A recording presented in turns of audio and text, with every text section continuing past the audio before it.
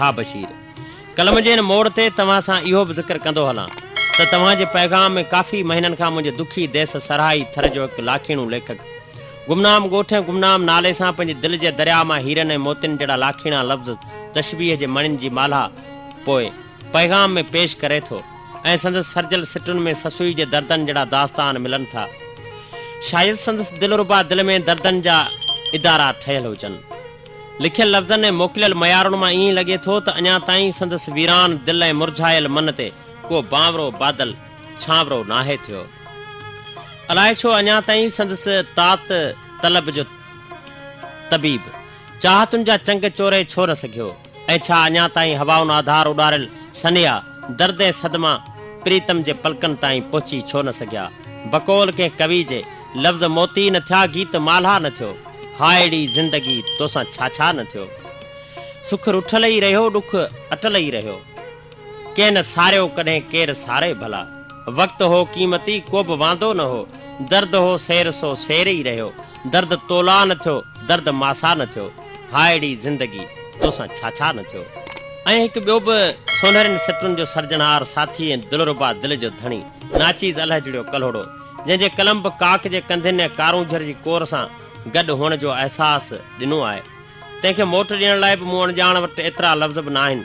बसि उदास दिलि ऐं प्यासे लबनि तां इहा ई दुआ आहे त ॿिन्हिनि साथियुनि जो कुर्बाइतो कलम हमेशह हक़ ऐं सच जी वाट ते हरणी जे छालनि जियां सिंधू जे छोलियुनि जियां छालूं हणंदो रहे ऐं हर घड़ी दर्द भरियुनि दिलनि लाइ नित नवां मसीहा मोकिलींदा रहनि। दुखी हयाती जे आज पहले वरी मसीहा उमान प्यारा। हयाती अॻिते वधणु घुरे थी नवां सहीफ़ा उमान प्यारा। असांखे ॾींहं जी उञ नाहे असीं उञारा सदिन खां आहियूं। असांखे बादल नथो खपे ही असां ॾे दरिया उमान प्यारा। असां हयाती मिटी में काटी असां ॾे मोकल मिटी जा तोहफ़ा। ही ॾिस हथनि खे फटे विधो आहे अहिड़ा न शीशा उमान प्यारा। ऐं हा बशीर, महांगाई जे न दर्दनाक दौर में पापी पेट जी पूॼा ख़ातिर हर रोज़ हर घड़ी घावनि में घारींदड़ कलाकनि जा कशाला मिंटनि जूं मोहबतूं सेकंडनि जा सूर सही ऐं जंहिं महिल पखी पखण पंहिंजे वाहिरनि ॾे वरनि था ऐं मां बि उन महिल दुखी दिलि जा दर्द कमज़ोर कुल्हनि ते खणी वीरान गलियुनि ऐं भॻल टुटल घरनि जी राह जो राही थियां थो ऐं पंहिंजो पाण थकल टुटल ऐं विखिरियल वजूद खणी बिस्तरे भेड़ो थियण खां पोइ विखरी वियल ख्वाबनि ऐं रुसी वियल निंड खे सुतीअ में मिलियल अज़ल खां अब्द ताईं हे सूरनि जे सफ़र खे ताणींदो ऐं तातींदो रहां थो ऐं मूंखे अलाए त छो पंहिंजे जीअ जहान में केतिरा सारा सूर रोंदे रड़ंदे नज़र अचनि था। बसि उन ई वेल आऊं तुंहिंजे आवाज़ खे ॿुधी कुझु लम्हा पंहिंजे मन खे विंदराए विझंदो आहियां। न्याज़ पिताफ़ी चयो आहे, हुसन शहरोज़ आ तुंहिंजो अंदाज़ ॿी शइ आहे। निरालो नींहं आ तुंहिंजो निज़ाकत नाज़ ॿी शइ आहे। भले का सांवरी छेड़े प्रह जी हीर में सरगम। भले कूकू करे कोयल तुंहिंजो आवाज़ ॿी शइ आहे।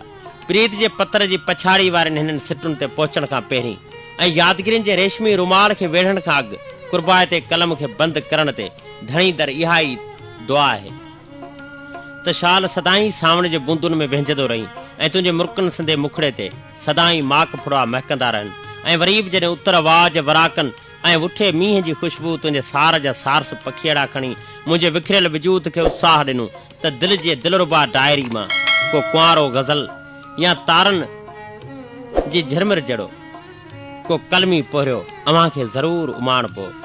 ऐं उहो ई तुंहिंजे अलबेले आवाज़ जो आशिक़ सहराई थर जे भिटुनि भर में विखरी वियल दर्द ई दिलि रखंदड़ दसरत थरी ऐं साण सुभान हिंगोर जो बुघार थर। अॼु वञा थो यार मां ॿीहर मिलण ईंदसि वरी। तुंहिंजो आहियां मां उमिरि भर तुंहिंजो थियण ईंदसि वरी। ज़िंदगी जी डोड़ में मूंखे जॾहिं बि उञ लॻी पाणी तुंहिंजे प्यार जो जानी पीअण ईंदसि वरी।